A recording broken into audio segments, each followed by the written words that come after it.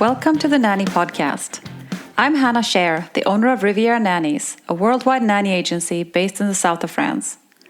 I feel very passionately about everything nanny. One of the most important things we do at our agency is making sure our nannies have the careers and jobs that fit them the best, and we love supporting them in all areas of their lives and careers. That's why I wanted to start the Nanny Podcast. Here we talk about all things nanny, the good, the bad, and the awesome. Thank you for spending some time with me today and for listening to our podcast. Welcome to the Nanny Podcast. My name is Hannah Scher from Riviera Nannies, and I'm your host today. And I'm really happy that you're here.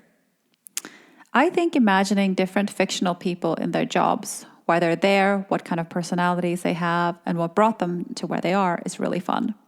So I thought today we're going to talk about Becky Sharp, the fictional governess in Vanity Fair. Becky is thought to be a composite inspired by several real women. And that isn't really surprising to me. What do you think? From a literary perspective, Becky Sharp was the first time a governess was the main character of a story. She was poor without social status, and typically, at the time, her friend Amelia would have been the main character in most contemporary literature. So Becky does something that with the tweaks and twirls of time and culture still happens today, doesn't it? From a cynical point of view, we can read her as being a ruthless opportunist who uses people as stepping stones in her quest to climb the social ladder to riches and glamour and glitz. I've seen it in the CVs I get from people from marginalized countries with no childcare experience who say, I will take any job in Monaco. Just a side note, we don't work with people who don't have childcare experience and don't share the values that we have. Quality is king with us, so no thanks. From a much less cynical and more modern and entrepreneurial perspective, Becky disregards the social norms of the time and goes out to get what she wants. I see that too in CVs I get from people who tell me, I know I don't have any childcare experience. Can you please help me build my CV to be a nanny? For those people, I am so happy to see if I can help you and build your CV.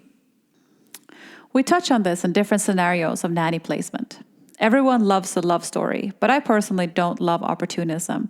And the way I read Becky Sharp is as an opportunist, mostly who doesn't care too much, if at all, who she hurts along the way and to get what she wants, or what she thinks she wants. Being a governess is a serious and really important job. It's not a stepping stone to marry the dad in the family, or is it? Remember a few weeks ago when we talked about families who want to hire an ugly nanny? Lots of you were outraged on Instagram, rightfully so, and this is probably one of the reasons we ever get requests like that. If there weren't men naive and stupid enough to cheat on their wives every chance they got, and if there weren't women who didn't think twice about destroying a family, going for what they want, would we get requests like that, do you think? You can always trace it back at least one step backwards, or just for fun. Let's do it.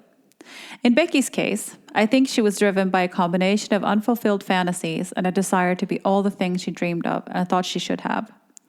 In a modern marriage, there are a lot less definitive no-goes as long as all parties are aligned. So somehow the request for unattractive childcare for your kids should sometime soon become anachronistic and not really fit in with how we communicate and collaborate as couples and families. But I get it. I've seen Becky's and I don't like it either. At the same time, with honest intentions, I do think people, and women especially, should go out and follow their dreams. So where do we land? My point is that you can read Becky in different ways, and there are lots of literary analysis done on her persona and on the work itself. If you haven't read the book or seen the film, I would recommend it. I would love to hear what you think of Becky's and other personality types. Email me at hello@rivieranannies.fr and put podcast in the subject line. Thank you for spending some time with me today. This week's episode is brought to you by Mama Toto Nannies, the sister company to Riviera Nannies that places domestic staff to VIP families worldwide. Visit mamatoto.info to learn more about both registering as nannies and as families. And don't forget to rate us if you like the podcast and to follow us on social media at Riviera Nannies. Next week, we're going to talk about what to ask when you're interviewing for a job or with an agency. See you then. Bye.